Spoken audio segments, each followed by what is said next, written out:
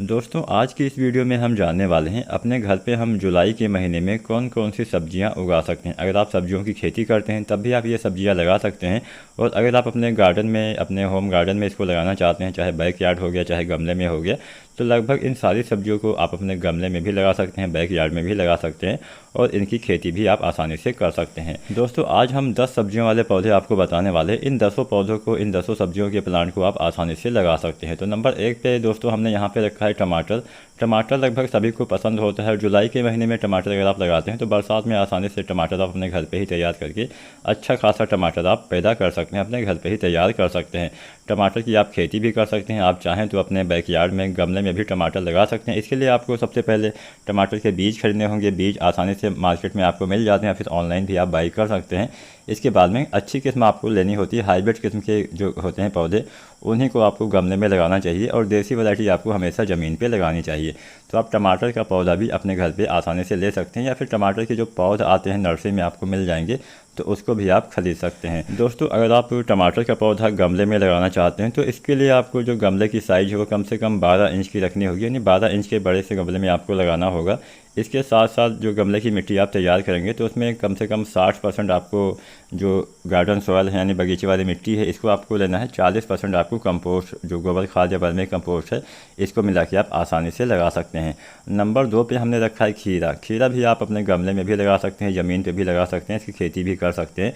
तो खीरा भी, इसके बीज भी आपको आसानी से बाज़ार में मिल जाते हैं, तो इसके बीज आपको लेके लगा देना है। खीरा आसानी से घर पे लगा सकते हैं। बेल वाला पौधा होता है, इसके लिए आपको थोड़ा सा रस्सी की मदद से इसको कहीं पे आपको चढ़ाना होगा। लताएं इसकी बड़ी हो जाती हैं, तो अगर थोड़ा सा स्पेस हो तभी आपको इसको लगाना चाहिए। आसानी से अपने छत पे लगा सकते हैं, नीचे ज़मीन पे बैक यार्ड में लगा सकते हैं। खीरे के लिए अगर हम जाने कि कितना बड़ा गमला चाहिए, तो इसके लिए थोड़ा सा बड़ा गमला आपको लेना पड़ेगा। कम से कम 14 से 16 इंच, 18 इंच के गमले में लगाएंगे या फिर बड़े से ड्रम में लगाएंगे तो आसानी से खीरा आप अपने घर पे लगा पाएंगे। इसके लिए भी आपको 60% गार्डन सोयल लेना है, 40% कंपोस्ट में इसको लगा देना है। नंबर 3 पे हमने रखा है लोबिया। लोबिया भी आप लगा सकते हैं। इसके लिए भी बड़े से गमले की आपको आवश्यकता पड़ने वाली है। ज़मीन पे आसानी से लगा सकते हैं, लेकिन गमले के लिए कम से कम 16 से 18 इंच का गमला आपको लेना पड़ेगा। इतने बड़े साइज़ में केवल 1 या 2 पौधा ही आपको लगाना चाहिए, बहुत ज़्यादा पौधे आपको नहीं लगाने। तो लोबिया भी आप आसानी से अपने घर पे लगा सकते हैं। दोस्तों यहाँ पे हमने नंबर 4 पे रखा है चौलाई। चौलाई की आप खेती भी करते हैं, बैक यार्ड में भी लगा सकते हैं, गमले में लगा सकते हैं।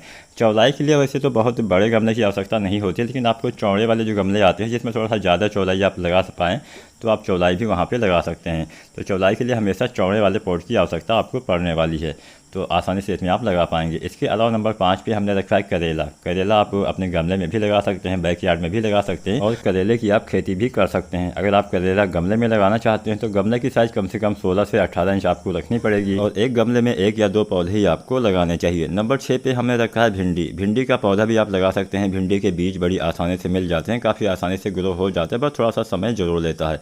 तो भिंडी को आप गमले में भी लगा सकते हैं, भिंडी को आप बैक यार्ड में इसकी खेती भी आप कर सकते हैं।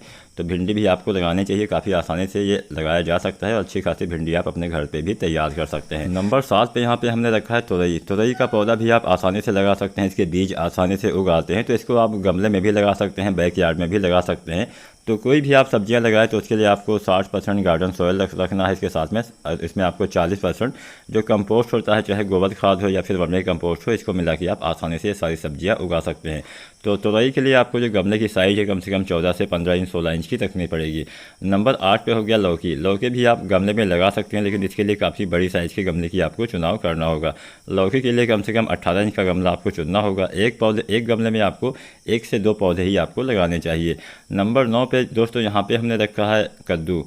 कद्दू भी आप लगा सकते हैं, लेकिन यहाँ पे मैं आपको बता दूँ, जो लौकी, कद्दू या फिर जो ये बेल वाली सब्जियाँ होती हैं, फिर जो भी सब्जियाँ आप गमले में लगाएं, तो उसके लिए आपको हमेशा जो हाइब्रिड किस्म की वैरायटी आती हैं उन्हीं का चयन करना होगा। देसी किस्में आपको गमले में नहीं लगाना चाहिए, क्योंकि ये काफ़ी बड़ी हो जाती हैं, इनका फैलाव काफ़ी दूर तक होता है। और जो हमारी हाइब्रिड किस्में होती हैं इनका फैलाव ज़्यादा दूर तक नहीं होता है, बहुत कम समय में आपको ये सब्जियाँ देना स्टार्ट कर देंगी, और इसको आप गमले में भी आसानी से लगा पाएंगे। तो 9 पे हमने कद्दू रखा है। कद्दू को भी आप गमले में लगा सकते हैं, लेकिन 18 से 20 इंच का गमला आपका होना चाहिए। गमला जितना बड़ा रहेगा, बेल वाली सब्जियाँ उतना ज़्यादा आपको मिल पाएंगी। तो इसलिए बेल वाली सब्जियां हमेशा आपको बड़े से गमले में लगाना चाहिए।